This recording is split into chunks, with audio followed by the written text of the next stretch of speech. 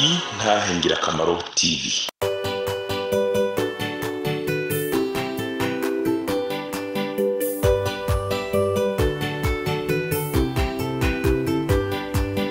Umwami Yesu arindeze niwatanga amajambo unyabyaha ngo renguka wumva iby'ubugingo atugirira ubuntu akatwiyegereza amajambo meza cyane yo kunera umunezero niyo meza ndayakunda ntahatanezera. Ayamu cyane rwose mu izina rya Yesu Kristo. Umwami Yesu abahezagire, umwami abaha umugisha amuhereye hose mu mpande zine z'isi. Muri kumwe na Ndayizeye Albert nsanzwe ndabategura cya kiganiro itegure Yesu araje. Kiganiro cyama kikwibutsa, ikiganiro kikubwira ko Yesu azogaruka. Ukwiye kwihana neza, ukwiye kwitegura kwa Yesu neza. Twitegure twese, ndakubwira nanjye nibwira ko dukwiye kwitegura kwa Yesu Kristo. Umunsi umwe Yesu azogaruka bihinduke, umunsi umwe buzoca ntibwire, umunsi umwe buzokwira ntibuce. Imana idutabare, Imana itugirire neza. Ariko ndakwinginze mugenzi, uwame wiyumvira ku iherezo ryawe. Gutangura twaratanguye, twaravutse, twarabayeho, ariko tugiye kugira iherezo mu isi. Isi ntiguhende mwigeme, isi ntiguhende mu papa, isi ntiguhende mu mama, isi ntiguhende wa musore, kuko tugiye kugira iherezo ryacu muri buno bugingo. Muri iyi si tugiye kugira iherezo. Ikubaho mu isi kwacu kurafise iherezo.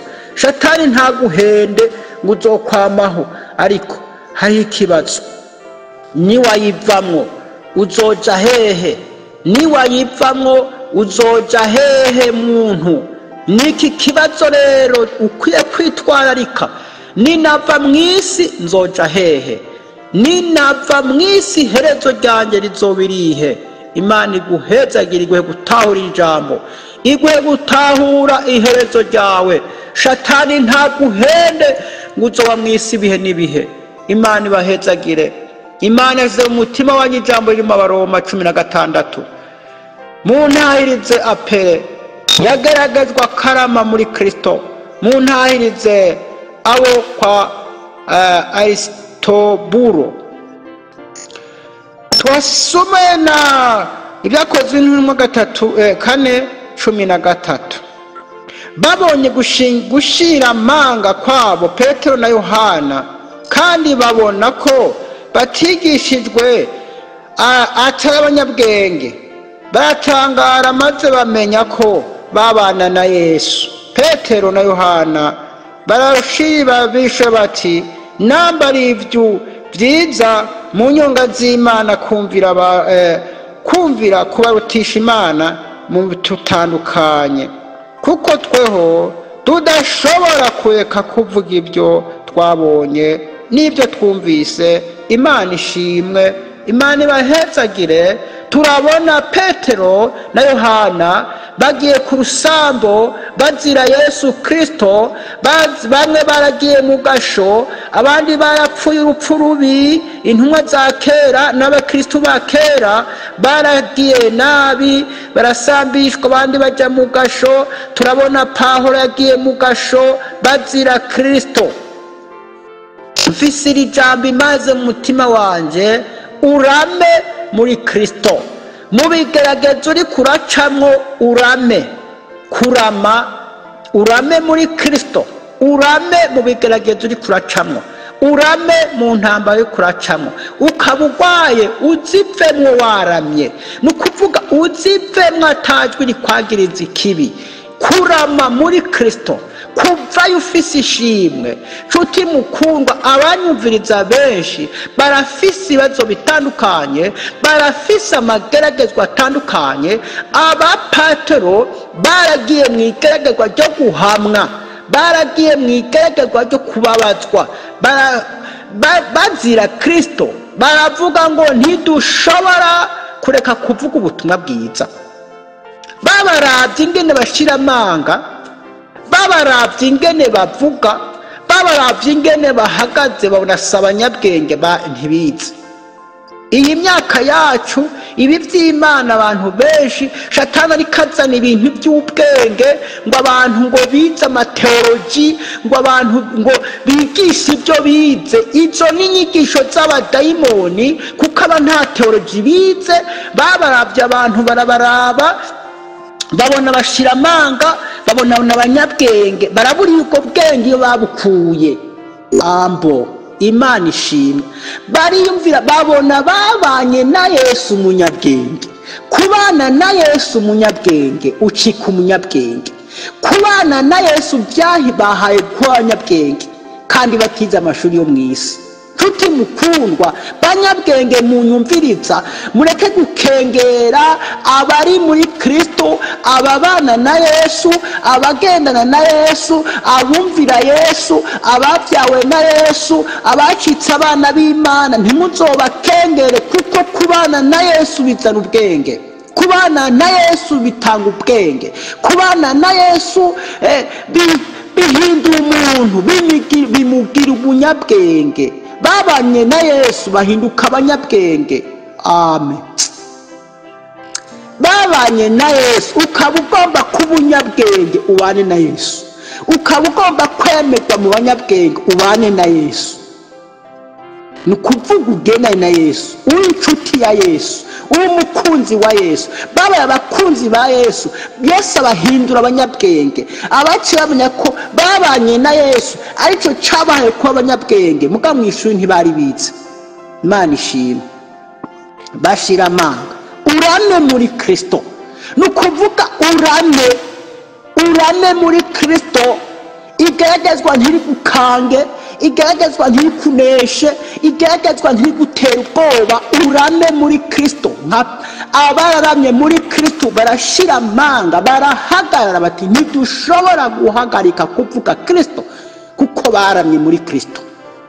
Apere yaramye muri Kristo, yarageragejwe muri Kristo. Hariho ibiza kukugeza ngo bikukure mu kwizera. Hariho ibiza ingwara zikaza, ubukene bukaza, ubugumba bukaza, kubura umugabo bikaza, kubura umugore bikaza, kubura abana bikaza, kubura huwa bikaza, guhitira mu ishuri ukaguma uhitira bikaza, gukengerwa mu kibano bikaza. Biza kukugeza kugira ngo bigukure kuri Yesu, bigucecekeshe kuvuga Yesu.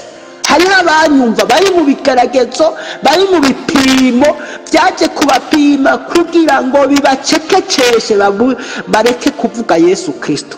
Bibacecekeshe, ubukene buje, aho guhagara muri Kristo, aho kurama muri Kristo, intambara zije, aho kurama muri Kristo agacajugumira, akava muri ibyo ataramye.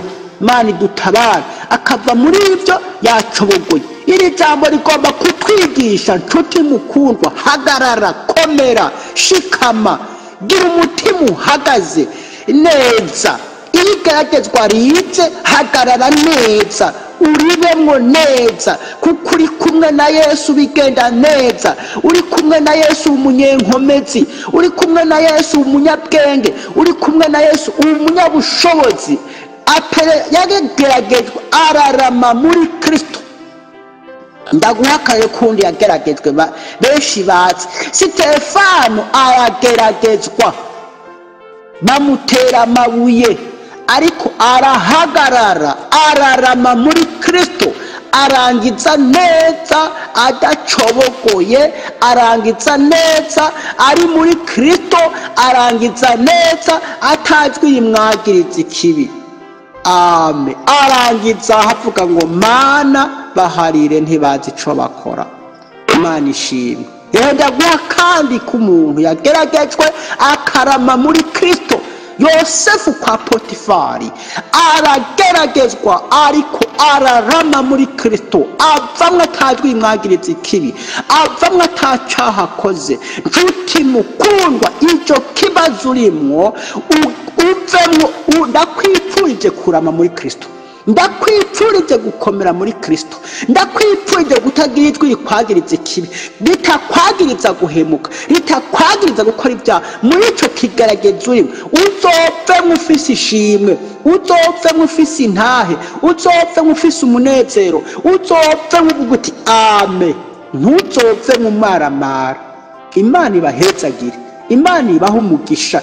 Ndakwipfurije kurama muri Kristo, ndakwipfurije kugira ishimwe mu mutima, ndakwipfurije guhagara muri mpemu yera. Nimba urwaye nyumva, nimba ingumbu nyumva, nimba wabuze umugabo uri mwigemu nyumva, nimba wabuze umufasha uri umusore nyumva, nimba wabuze urubyaro uri mu mama, nimba mutagira ico murya, nimba mutagira aho muba, nimba uri umunyeshuri, nimba uri umudaraza bitaza neza hakwiba, nimba uri umukene hakwiba, emera wihangane, emera uhagarare neza, uzopfemwo ufise ishimwe, uzopfemwo waramye muri Kristo Yesu. Amen. Yesu avuga ati ntiyacobogoye, Yesu avuga ati ntiyantwetereje, Yesu avuga ati kaze agwishimwe, uvuga uti ndashima Imana. Hana ntiyacobogoye. Imana ibahezagire n'aya majambo y'Imana.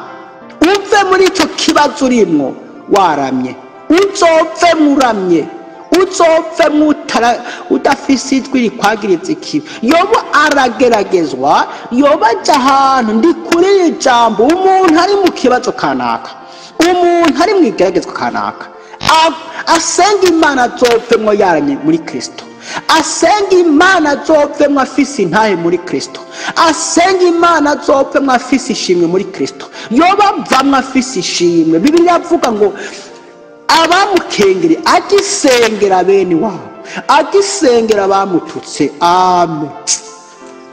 Ndumva no gusaba ngo usaba inkomezi zo kwihangana, usaba ubushobozi bwo kwihangana mu gerageza, usaba inkomezi zo kubana na Kristo, usaba inkomezi zo kurengana amahoro, agisengera abamututse, agisengera bene wabo. Imana imukura kwizo ngwara, imukura kubwo burushwa, avamwo aramye, avamwo anezerewe, avamwo baje kumusaba imbabazi, avamwo baje ndumva baje kumusaba ngo tubabarire abamucobogoyeko, abamututse, abamukendereye, abamugaye, baje kumusaba ikigongwe, avuga ati Imana ibabarire, sinabidogeye, shimwa Yesu.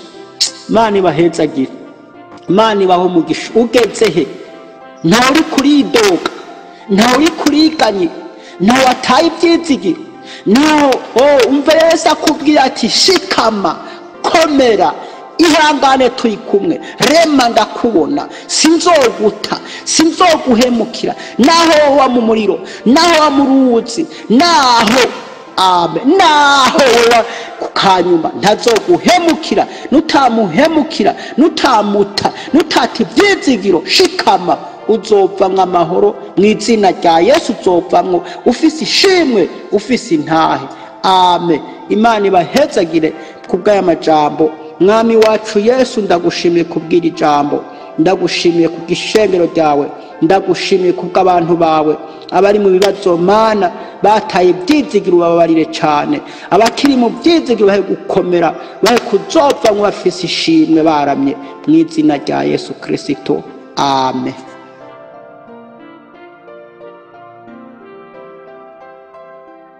ukaba nawe ufise intahe bifuza gutanga cyangwa izindi nyigisho cyangwa ugomba kuduhuza n'ubifise, twandikire kuri ino nimero ya WhatsApp 68 884 981 68 804 canke 68 42 14 47 68 42 14 47.